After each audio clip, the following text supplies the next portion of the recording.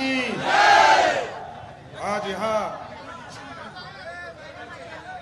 आज भारतीय जनता पार्टी के कार्यालय के सामने 13 जुलाई के घटना के विरोध में बिहार सरकार के बर्बरता के खिलाफ आज जो धरना दिया जा रहा है, इस धरना की अध्यक्षता कर रहे पटना महानगर के अध्यक्ष अभिषेक जी, हम लोगों के लोकप्रिय बिहार विधानसभा के प्रतिपक्ष के नेता आदरणीय भाई विजय कुमार सिन्हा जी, भारतीय जनता पार्टी के पूर्व अध्यक्ष, पूर्व मंत्री और माननीय विधायक आदरणीय नंदकिशोर यादव जी, हम लोगों के नेता और पटना साहिब के लोकप्रिय सांसद, भारत सरकार के पूर्व मंत्री आदरणीय रविशंकर जी, भारतीय जनता पार्टी के मुख्य सचेतक आदरणीय जनक सिंह जी, 74 के आंदोलन के नेता और पटना के कुम्हरार विधानसभा से माननीय विधायक आदरणीय अरुण सिन्हा जी, माननीय विधायक पवन यादव जी, पार्टी के सभी वरिष्ठ नेतागण, पार्टी के पदाधिकारीगण और इस धरना स्थल पर उपस्थित तमाम भाइयों, बुजुर्गों, नौजवान साथियों और हमारी सभी बहनों और मीडिया के साथियों, ये अत्यंत ही दुर्भाग्यपूर्ण है और ये न्याय नहीं है साथियों। जिस तरह का अन्याय 13 जुलाई को किया गया, लोकतंत्र में लोकतंत्र की हत्या करना ये सबसे बड़ा अपराध है। और नीतीश कुमार जी को मैं चेताना चाहता हूं, आपने जो ये षड्यंत्र रचा है कि हमारे 63 माननीय नेताओं के खिलाफ अपने प्राथमिकी दर्ज किया और मेरे, क्योंकि मैं और विजय सिन्हा जी ही इस पूरे कार्यक्रम का आयोजन करता थे, हम दोनों को अभियुक्त नहीं बनाया।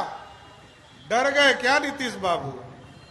मेरे हिसाब से नीतीश कुमार डर गए और हम लोगों ने तो राजनीति ही शुरू किया था लालू प्रसाद के अत्याचार के खिलाफ। और आज बड़ा स्पष्ट तौर पर कहना चाहता हूं, सम्राट चौधरी या पूरा भारतीय जनता पार्टी, नीतीश कुमार जी लोकतंत्र के लिए अपना एक एक कतरा का खून देने के लिए तैयार है। और बिहार में लोकतंत्र स्थापित होगा। लोकतंत्र में राजतंत्र का कोई उपाय नहीं है साथियों। और नीतीश कुमार जी, आप क्या बताना चाहते हो? जब हमने भारतीय जनता पार्टी ने गांधी मैदान से मार्च निकाला, भारतीय जनता पार्टी के कार्यकर्ता एकदम शिष्टाचार से चलते आए और लाखों की संख्या में जब हम जुटे तो आपको पीड़ा होने लगी कि पूरे भारतीय जनता पार्टी के कार्यकर्ता जुटने लगे। अरे साथियों, हम तो शिक्षकों की लड़ाई लड़ने आए हैं। आपने कहा था 10 लाख सरकारी नौकरी देंगे। जुमलेबाज निकले तेजस्वी कुमार जी, आप तो जुमलेबाज हो। और लालू प्रसाद जी ने जिस तरह बिहार को लूटने का काम किया था, वो लगता है कि अब आपके पूरे डीएनए में आ गया। और अब तो देख रहे होंगे साथियों, लालू प्रसाद जी अभियुक्त हैं, उनकी पत्नी श्रीमती राबड़ी देवी अभियुक्त हैं, तेजस्वी यादव अभियुक्त हैं और उनकी कई बहनें भी अभियुक्त हैं। क्यों अभियुक्त हैं? कि लालू प्रसाद जी ने रेलवे में मंत्री रहते हुए सरकारी नौकरी का बंदर बांट किया और जिसको नौकरी दिया उससे 2 कट्ठा जमीन लिखवा लिया। यही है लोकतंत्र, यही गरीब का बेटा का राज था क्या? देखिए साथियों, बड़ा स्पष्ट है, इस बिहार की राजनीति में भारतीय जनता पार्टी मुद्दों के साथ लड़ते रहेगी। 10 लाख सरकारी नौकरी जब तक नहीं दोगे, तब तक एक भी भारतीय जनता पार्टी का कार्यकर्ता घर में नहीं बैठेगा। सारे पक्के नौकरी देने पड़ेंगे। और शिक्षक साथियों के समर्थन में हमने धरना दिया। हम शिक्षक साथियों को बुलाए नहीं, वो तो सरकारी कर्मचारी हैं। हम लोग को ज्ञान है साथियों कि सरकारी कर्मचारी कोई पार्टी के कार्यक्रम में नहीं आ सकता है।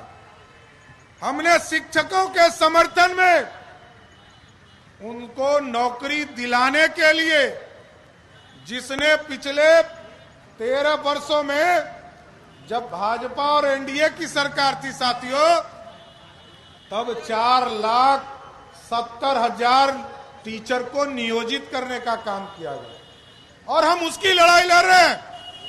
और हम लोगों का स्पष्ट मानना है, जिसने एसटीईटी की परीक्षा, टीईटी की परीक्षा पास की है, उसको कोई दूसरा परीक्षा देने की जरूरत नहीं है। उसकी सीधी नियुक्ति आपको करनी होगी। और आप भ्रष्टाचार की बात कर रहे हो। आप समझिए, सुल्तानिया नगवानी का पुल, नंदकिशोर जी यहां बैठे, ये जानते हैं मैं उस इलाके का विधायक हूं। मेरा सपना रहा है, मैंने वो ड्रीम प्रोजेक्ट बनाया है। और तब भी मुख्यमंत्री नीतीश कुमार थे, और जब सैंक्शन हुआ तब पथ निर्माण मंत्री भी नीतीश कुमार थे। और ये जो टेंडर घोटाला हुआ, जिसमें टेंडर देने का काम उस पुल का किया गया, तो आजकल जो उनके एक स्टाफ जो आजकल राष्ट्रीय अध्यक्ष बने हुए हैं, नहीं राष्ट्रीय अध्यक्ष बने हुए हैं, वही उसके विभाग के पथ निर्माण मंत्री थे जब टेंडर घोटाला हो रहा था। सरकार ये जांच कराएगी, आज हो कि कल हो। भारतीय जनता पार्टी की सरकार बनेगी तो हम आपको आश्वस्त करते हैं कि अगवानी पुल के पत्ते पत्ते की जांच हम लोग कराने का काम करेंगे साथियों। कोई भ्रष्टाचार में बच नहीं सकता।